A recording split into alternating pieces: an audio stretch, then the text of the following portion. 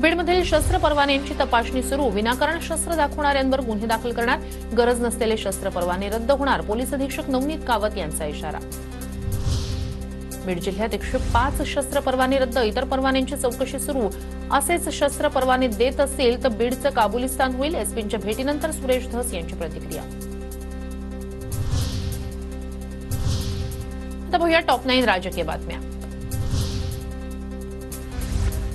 मंत्री शिवेंद्रराजे भोसले आणि जयकुमार गोरे आज मंत्रिपदाचा पदभार स्वीकारणार. शिवेंद्रराजेंकडे सार्वजनिक बांधकाम तर जयकुमार गोरेंकडे ग्रामविकास आणि पंचायत राज खात्याची जबाबदारी.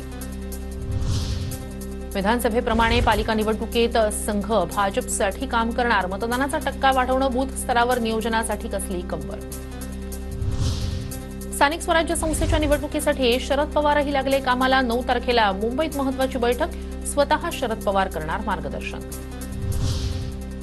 मुख्यमंत्री फडणवीसांकडून 100 दिवसांच्या नियोजनाबाबत आढावा बैठक, येत्या 100 दिवसांचा रोडमॅप बनवण्याच्या सर्वच विभागातील अधिकाऱ्यांना सूचना.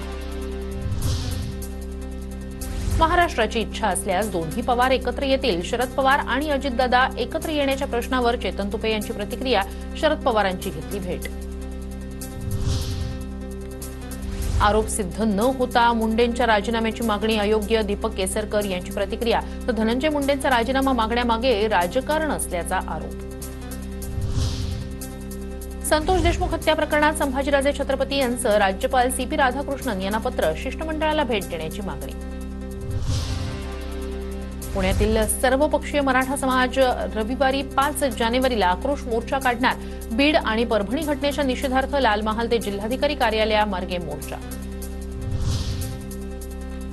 इंद्रायणी नदी प्रदूषणाबाबत आदित्य ठाकरेंचं ट्विट. इंद्रायणी प्रदूषणाचा प्रश्न गंभीर, मुख्यमंत्री फडणवीसांनी तातडीनं लक्ष द्यावं अशी मागणी. गेल्या वर्षीही मुद्दा मांडला पण कार्यवाही नाही. प्रक्रिया न करता सांडपाणी नदीत सोडणाऱ्या कारखान्यांवर कारवाईची मागणी.